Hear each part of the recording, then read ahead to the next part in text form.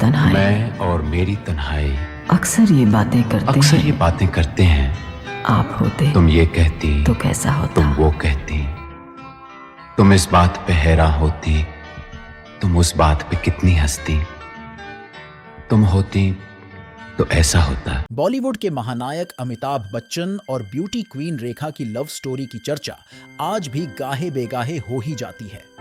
फिल्मी गलियों में एक दौर ऐसा भी था जब अमिताभ बच्चन और रेखा की जोड़ी को बॉलीवुड की सबसे हॉट जोड़ी कहा जाता था और इनकी प्रेम कहानियों के चर्चे लोगों की जुबां पर रहते थे। कहा जाता है कि दोनों गुपचुप तरीके से एक दूसरे से मोहब्बत करते थे। इस जोड़ी ने बड़े पर्दे पर एक से बढ़कर एक फिल्में दी और काम के दौरान ही दोनों एक दूसरे के करीब भी आ गए। रेखा के साथ इश्क की बात तो अमिताभ ने कभी नहीं कबूली, लेकिन रेखा अब तक उन्हें दिल ही दिल में अपना मानती रही है। रिपोर्ट्स की माने तो साल 1976 में फिल्म आई थी दो अनजाने, और इसी फिल्म से अमिताभ रेखा ने एक दूसरे को जानना पहचानना शुरू कर दिया था। इनकी केमिस्ट्री का अंदाजा लोगों को उस वक्त हुआ जब फिल्म गंगा की सौगंध के सेट पर रेखा के साथ बदसलूकी होने पर अमिताभ भड़क गए थे। इसके बाद दोनों के संबंधों को लेकर अफवाह उड़ने लगी। दोनों के अफेयर की खबरें आग की तरह फैली और जया बच्चन के कानों तक पहुंच गईं। एक बार जब अमिताभ घर पर नहीं थे तो जया ने रेखा को अपने घर खाने पर बुलाया। उस वक्त रेखा को लगा था कि शायद उन्हें काफी खरी खोटी सुनने को मिलेगी, लेकिन उनका खूब आदर सत्कार हुआ।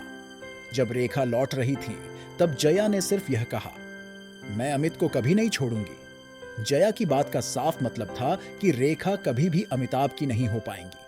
अमिताभ और रेखा ने आखिरी बार सिलसिला फिल्म एक साथ की थी। इसमें जया बच्चन भी थी।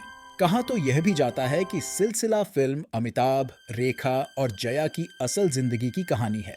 इसके बाद रेखा और अमिताभ किसी भी फिल्म में एक साथ नजर नहीं आए। आज भी दोनों कहीं एक साथ दिखते हैं तो एक दूसरे से नजर चुराते रहते हैं। फिल्म सिलसिला के डायरेक्टर यश चोपड़ा ने दोनों के रिलेशनशिप के बारे में खुलासा किया था। वहीं एक इंटरव्यू में रेखा ने अपने और अमिताभ बच्चन के रिलेशनशिप पर बड़ा खुलासा किया था। रेखा ने कहा था, किसी को इसकी फिक्र नहीं कि मैं क्या चाहती हूं, मैं तो दूसरी औरत हूं ना। उन्होंने जया का नाम लिए बिना कहा था कि दूसरा इंसान तो सबकी नजर में बेचारा बना हुआ है।